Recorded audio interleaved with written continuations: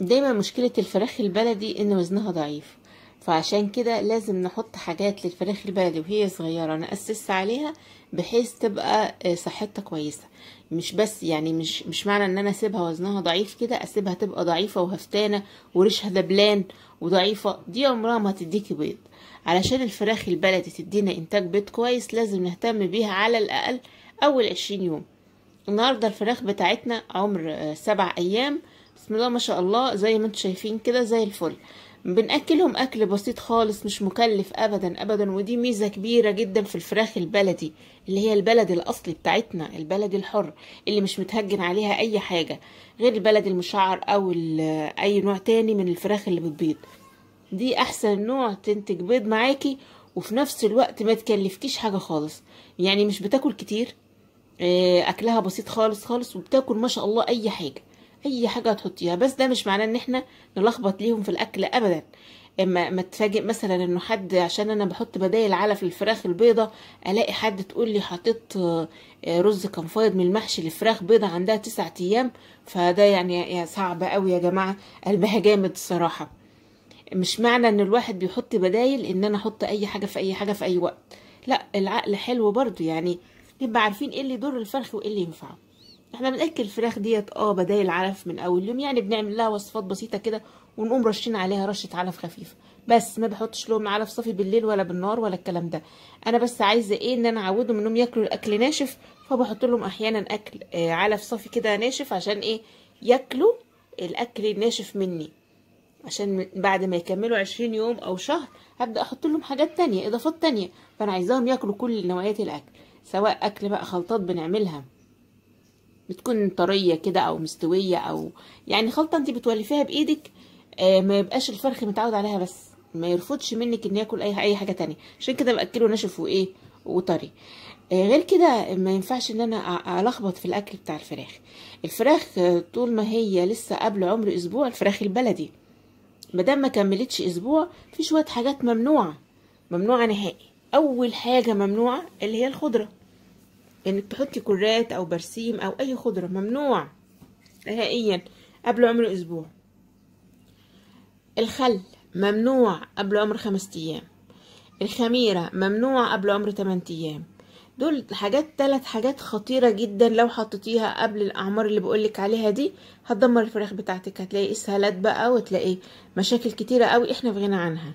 يبقى الخل من عمر 5 أيام منحطوش قبل كده، ليه؟ هيحرق لك معدة الفرخ، هيحرقها حقيقي يعني، وملوش لازمة أصلا. الخل قبل عمر 5 أيام هتحطيه ليه؟ الخل احنا بنحطه علشان ينظف كلية الفراخ، كان بديل لمضاد السموم. فهو لسه الفرخ صغير مفيش سموم دخلت جسمه، احط ليه مضاد سموم واحط خل من بدري ليه واستعجل على الخل؟ الخل بعد 5 ايام. الخميرة الطائر ما يتحملش جسمه، ما يتحملش الخميرة غير بعد عمر 8 ايام، هقدر بعد كده احط الخميرة عادي، قبل كده اكبر غلط. الخضرة ممنوع نهائيا، لو حطيتي اي خضرة للكتاكيت قبل ما يكملوا اسبوع هتلاقي اسهالات وهتلاقي بلاوي كتيرة ومشاكل كتيرة ويمكن تموت منك كمان. ف3 حاجات دول لازم نستنى العمر المناسب ليها. بعد ما الفراخ بتكمل معانا اسبوع فما شاء الله ما بقاش فيه اي حاجة من الحاجات ديت ممنوعة. الحاجة الوحيدة اللي ممنوعة هي اكل البيت. ليه؟ لانه اكل البيت بيبقى فيه دهون يا جماعة، بيبقى تقيل على كتكوت لسه صغير. لو انت حطيتي له اكل بيت عليه دهون يعني هتلاقي الفرخ جاله اسهالات. طيب ازاي؟ طب انا ما عنديش غير اكل بيت، مش هعرف اكلهم، انا عايزه اجيب فراخ بلدي عشان اكلها اكل البيت. اولا الصح جدا انك تستني لحد ما يتم شهر، وده مش كتير.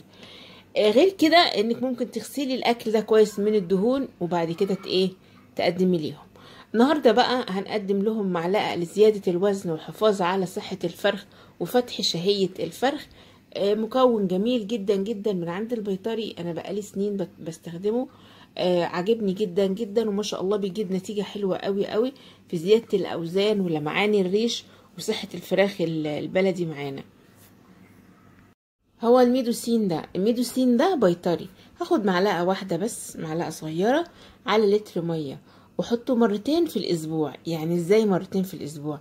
يعني كل اسبوع احط يومين ورا بعض، يعني انا عملت سقوه اهو النهارده، بكره كمان احطه كمان مره، وخلاص الاسبوع ده مش هحط تاني. الاسبوع الجاي بقى اعمل نفس الحكايه، يومين في الاسبوع ورا بعض، كل اسبوع يومين ورا بعض من الميدوسين ده، وهتشوفي الفرخ بتاعك في حته تانية خالص. الحاجات دي كلها اللي احنا بنعملها حاجات بسيطه جدا ومش هتكلفك كتير. يعني انت لو استخدمتي دوت هتستخدميه 8 مرات للفراخ لحد ما تكمل عمر شهر، وخلاص على كده. فما شاء الله الكيس ده ممكن يكفيكي دورتين 3، او يكفي كذا كذا كذا نوع من انواع الطيور اللي عندك، فمش هيبقى مكلفك اي حاجة خالص. كمان لو احنا اهملنا الكلام ده كله هتلاقي الفرخ معاكي ضعيف وجسمه مسفلت كده ومش بياكل. الميدوسين ده فاتح شهية، ده من عند البيطري. هتقولي طب انا دلوقتي البيطري رحت له قال لي ما عنديش المنتج ده، ممكن هو يديكي بديل. قولوا له عايزه حاجه لزياده الوزن، هو ما عندوش، انت مش عايزه تروحي البيطري، اصلا ما فيش بيطري جنبكم اساسا، يبقى هنجيب خميره. دلوقتي خلاص الفراخ 7 ايام، هنقدر نحط الخميره. ازاي الخميره؟ هنجيب معلقه خميره فوريه، احط عليها معلقه زبادي واضربهم مع بعض، احط معلقه عسل لو الفراخ مش عندها اسهالات، واقلبهم على بعض كويس جدا وادوبهم في الميه احسن مليون مره من المكون اللي انا استخدمته ده. دي كوصفه طبيعيه. فبس المكون دوت بيبقى مثلا للمستعجلين، مادام عندي مش هسيبه يبوظ فكده. لكن لو انت ما عندكيش ومش عايزه تشتري، يبقى حاجات بسيطه من عندك من البيت، معلقه خميره، معلقه زبادي، معلقه عسل اسمر. عندهم اسهال بلاش العسل الاسمر، وحتى بلاش الخميره كمان، يبقى كفايه قوي معلقه الزبادي. ويا سلام بقى معلقه الزبادي دي لو عصرتي عليها ليمونه او حطيتي عليها معلقه عسل ابيض. العسل الابيض على فكره مش هيضر الفراخ اللي عندها اسهالات، بالعكس بيعالجها. اما العسل الاسمر فهو اللي بيزود الاسهالات. نفرق بقى بين العسل الابيض والعسل الاسمر. ممكن تحطي الزبادي عليها عسل ابيض معلقه، ده ممتاز جدا جدا بقى للاسهالات، رائع جدا. وكمان الزبادي بيفتح الشهية قوي قوي عند الفراخ ويزود قدرتها على الهضم، وكمان بيزود الوزن بطريقة جميلة جدا. يعني كده جبتلك كل البدائل اللي ممكن تستخدميها بدل المكون اللي انا استخدمته دوت. لكن لو انت عندك امكانية وجنبك بيطري، صدقيني المكون ده هيفرق معاكي قوي ومش هيخسر معاكي خالص. في الحالتين النتيجة هتبقى واحدة ان شاء الله، بالنسبة للناس اللي هتستخدم خميرة وعسل او انها تستخدم المكون اللي انا استخدمته دوت. اسمه ميدوسين بيطري. الكيس كان مش عارفه ب10 جنيه ولا 15 جنيه، بس ما شاء الله في كميه كبيره، لانه انت اصلا هتحطي معلقه صغيره اللي هي معلقه الشاي على 2 لتر ميه، فبيقعد فتره طويله وممكن يربي لك كذا جيل، يعني مش جيل واحد. وخصوصا لو انت بتربي كميات بسيطه زينا كده. لكن لو انت بتربي كميات كبيره فانت هتحتاجي بقى ايه، الكيس ممكن هو يكفيكي مره واحده، يعني يكفيكي دوره واحده بس. اهم حاجة قبل ما اقفل الفراخ لازم تاخدي بالك من درجات الحرارة. اليومين دول في انخفاض في درجات الحرارة، اوعي تسيبي الفراخ تسقع منك، خلي بالك ودفيهم.